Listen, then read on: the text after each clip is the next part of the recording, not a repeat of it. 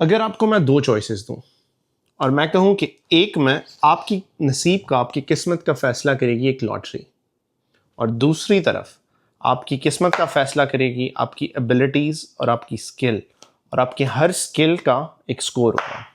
मैं बात कर रहा हूं अमेरिका की H1B वीज़ा के बारे में और कनाडा की एक्सप्रेस एंट्री के बारे में। इन दोनों में एक बहुत बड़ा फ़र्क ये है कि अमेरिका का H1B visa is basically a work permit, वो एक वर्क परमिट होता है, जबकि कनाडा की एक्सप्रेस एंट्री से आपको डायरेक्टली PR मिलती है। इसका मतलब ये है कि once you come to Canada through express entry तो आप डायरेक्टली कनाडा के परमानेंट रेजिडेंट बन जाते हैं। तो अब फैसला हमने करना है कि हमने करना क्या है। आया हम यूएस में टेम्पररी स्टेटस चाहते हैं या हम कनाडा में परमानेंट स्टेटस चाहते हैं। दोनों रास्ते आसान नहीं है, लेकिन अमेरिका के H1B में आपके लिए एम्प्लॉयर वीज़ा फाइल करता है, आपका वर्क परमिट एम्प्लॉयर फाइल करता है।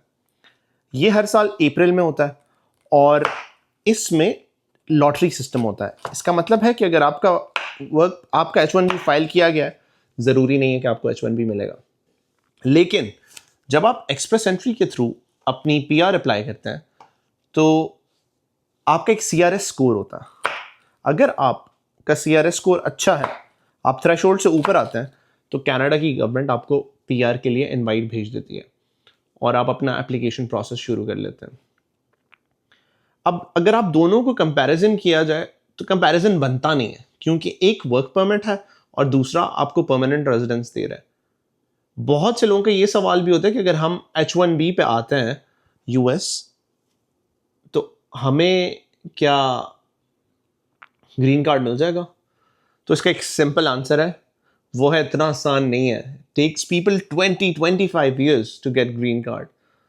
तो ये इतना आसान सिस्टम नहीं है। तो if you compare the two, और अगर आप मुझसे पूछें तो I would definitely go for Canada express entry, क्योंकि मेरे बहुत से ऐसे दोस्त हैं जो कनाडा के एक्सप्रेस एंट्री प्रोग्राम के थ्रू PR ले चुके हैं, और मैं शायद किसी भी ऐसे बंदे को नहीं जानता जो H1B से ग्रीन कार्ड पे गया। It's really hard. अगर आप इन दोनों मुल्कों को कंपेयर कर रहे हैं, if you are a skilled worker, if you think you have the CRS score, तो I would highly recommend you go for Canada. लेकिन अगर आपको बहुत शौक है US जाने का और आपको फ़र्क नहीं पड़ता कि आपको PR मिले या ना मिले, आपको पासपोर्ट मिले या ना मिले, तो then America is a good call too. तो फॉलो करें और मैं I keep putting such videos.